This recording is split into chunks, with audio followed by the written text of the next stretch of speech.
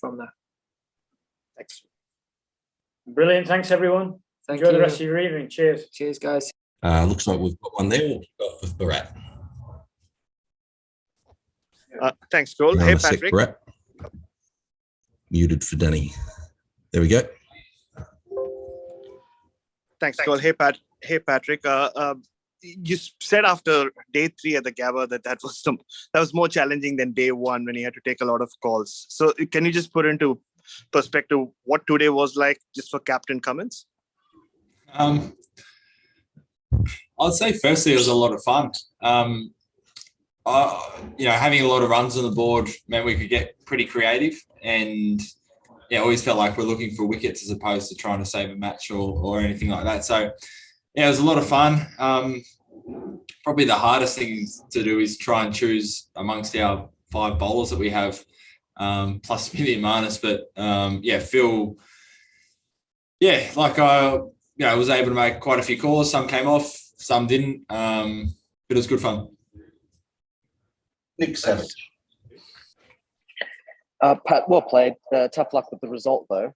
This is the 3rd time in 12 months that the bowlers haven't quite been able to get the job done on the 5th day of the test. Do you see that as a problem? And if so, how can the bowlers start to, look to rectify that in the coming test matches? I think, 2 of them have been here at the SCG. I think the day 5 wicket doesn't play like a traditional broken up day 5 wicket. I think, we gave ourselves we're hoping for 110 plus overs. We thought that'd be enough, but kind of in the back of our mind, we knew it's may potentially be a bit of a grind out there. It's something we always look at. I think from this year compared to last year, I think we've made some improvements. We probably stuck at some plans a little bit longer. It's when you're that far ahead of the game, of course you want to win it. But I thought England played well. I was really proud with how everyone went. Plans we had, we stuck at it. Thought we bowled quite well. Just got close, just not close enough. Andrew McGlashan. Andrew, you there, bud? He's disappeared. We might go to Mal. Pat, there's been quite a bit of discussion, obviously, about that declaration. Can you talk us through the thinking behind the timing? Because obviously you were sort of well ahead in the game. I think first of all, the weather played a bit of a part in this game, and basically just learned that we can't predict it at all. I wanted around about 3.5 and over. I thought the wicket was still not playing too many tricks. I thought if they batted really well, they could, 350 is pretty achievable out there. So I wanted to give us kind of enough time. I thought 110 overs is enough time. But having the luxury after the way Greenie and Usman batted to have enough runs in the bank that we could, effectively attack for those whole 110 overs. Thank you. Mel Farrell. Thanks, Cole. Thanks, Patrick. Just wondering if you could sort of talk us through the last part of that game, and it being the old foes of Broad and Anderson having to survive, and generally what you've made of England's batting through all those injuries, the difference you may have seen in them in this test. I much prefer when Anderson and Broad are batting rather than bowling together. In terms of the batting, honestly, I'm probably not the right person to comment on it. I thought they held out well. I think the pitch played quite differently to the first 3 test matches. There wasn't a lot of sideways movement, a lot of swing, or even really a lot of spin for Lino. But I thought they played well. In terms of the significance of Broad and Anderson, I honestly hadn't really thought about it. I was just pretty pumped that it was number 10, 11 out there. Thanks. Scott Bailey. Pat, just wondering your thoughts on, I know you're not a selector, you keep saying that Usman Khawaja made a point of coming in here last night and saying that he doesn't expect to play in Hobart. When a guy scores twin tons, is that really, I guess, a probability, do you think? Or do you think he sort of does enough to keep his spot? And also, on the other end of the spectrum, Joe Richardson's back next game, by all reports. So how you sort of see that bowling attack looking, given what Scott Boland's done the last 2 weeks? Yeah, I mean, I'll preface it by saying I'm not a selector, but I mean, if someone comes out and hits twin hundreds, it's pretty hard to go past them for the week after, I think. So we'll look, we'll work through that. The selectors will work through it over the next few days, but someone's running hot, got a heap of experience like Aussie. The way he played was just fantastic. And yeah, Jai, it's a good problem to have. You know, Mike Vanessa played in the last pink ball game as well. I think we've got 6 or 7 days. I actually haven't looked at the schedule, but I think it's 6 or 7 days. So we'll take our time. We'll see how all the bowlers pull up. Scotty was a little bit sore. So yeah, too early to probably talk about all those kind of things until we get down there and have a look at the wicket and see how everyone pulls up. Tim Miller. Doesn't look like we've got Tim. We'll go to Ben Horn. Okay. I know Steve got your wicket there in his second last over, but were you disappointed that they asked you to go to the spinner rather than bowling Scott there at the end? I would like to bowl Scott, but I think it was probably the right decision. To be fair, it was pretty dark out there. So disappointed couldn't use Scotty, even Greeny. I think I told Greeny to warm up about 5 times. But just it's probably the luxury of having 5 bowlers. You can only bowl 2 at a time.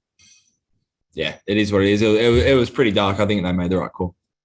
Mate, how did you feel? Have you ever been under the lid before in a test match? And how did you enjoy the tension, I suppose, of 8 fieldsmen around the bat?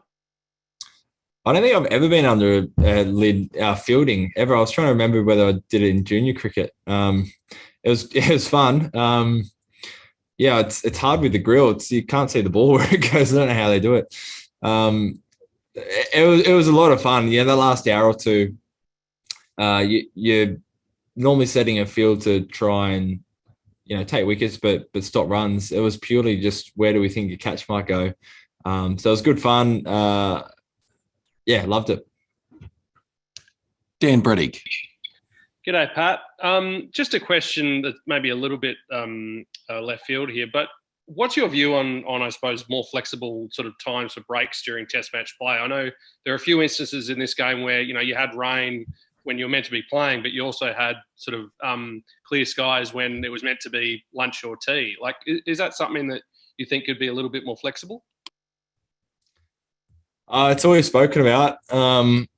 It's kind of the traditions of Test cricket. I think even on day one, we gave a bit of an allowance for kind of the anthems and opening ceremony, which was kind of sunlight there for a little while. So I don't know the answers, but I think if it's not raining and we've been sitting down all morning, let's try and play as much cricket as we can. And I suppose does it sort of hit home a little bit in a game like this where it does come down to just a few overs at the end of 5 days, and you kind of look back at the time that could be made up in a few ways?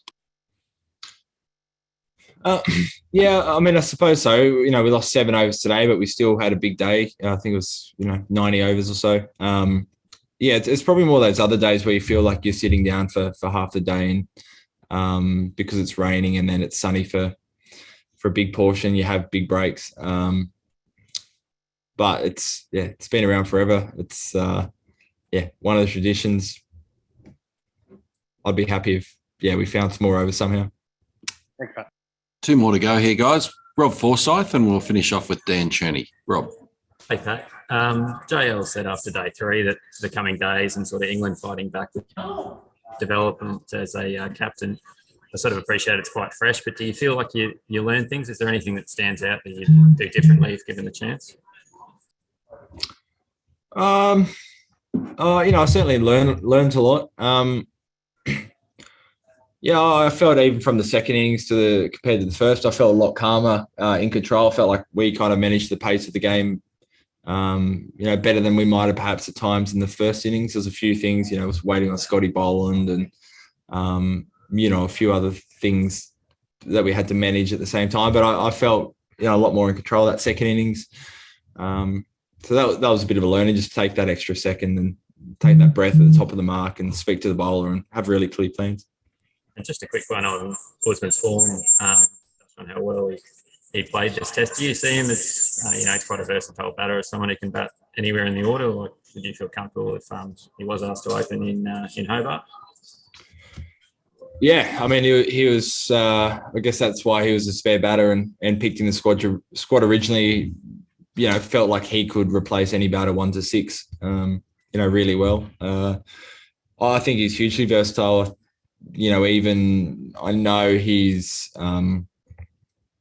You know, there's been question marks historically on him playing over in Asia, but you see how well he's played spin recently. Reverse sweeping. He's just someone who's in total command of his game, and that's why you love experience. And two centuries, that rarely happens in a career. Someone to come back in his first test, fantastic. Last one, guys. Dan Cherney. Okay, Pat. Thanks. I know you touched a bit on the declaration earlier, but just to clarify, were you willing to risk defeat to chase victory? Was that sort of what was going through your mind yesterday? Were you like, I just want to bat England out of the game first, or I need to settle at 350? But, you know, can you sort of explain that a little bit more? No, yeah, absolutely. You know, I don't think we needed to hand it to them on a platter, but for sure we're willing to risk, you know, England winning. I thought round about 3.5 runs per over was similar to, you know, I think the game was ticking along around about that rate, maybe about 3 runs per over. I thought, you know, 100 or 110 or so overs at that rate still gave him a little bit of a cherry if a couple of batters got him. Thanks, Pat. Thanks, guys. That looks like it for now. Just an FYI, Travis heads on his way for the embargoed press conference tomorrow. So we'll talk to you all again in a few minutes. Thank you. Thanks, Pat. Thanks, Cole. Thanks.